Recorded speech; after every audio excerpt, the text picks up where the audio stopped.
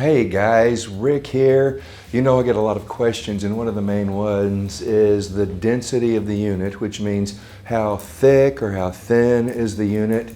So the question is, which one of these do I choose? So the answer is simply found.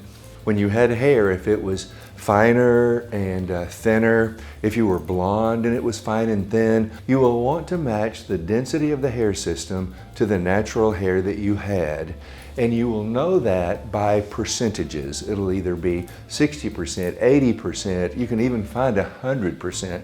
And you generally don't want one that's super thick because it won't look as natural. You want to match your color, you want to match the density. To be able to do that, what hair do you have left on the sides? Like my hair is just a medium texture. You wouldn't consider it fine and thin, and you wouldn't consider it thick and coarse. It's just in the middle. And so if that's a question for you, just remember back what your hair was like, and you can look on the website, and if you need to call Super Hairpieces, they'll help you out with that. But just a tip to remember, because you don't want, if your hair is finer and was thinner, you don't want this great big huge thick head of hair on top of your head. It won't look natural, it won't work, you won't be able to blend it in. So density is an important thing.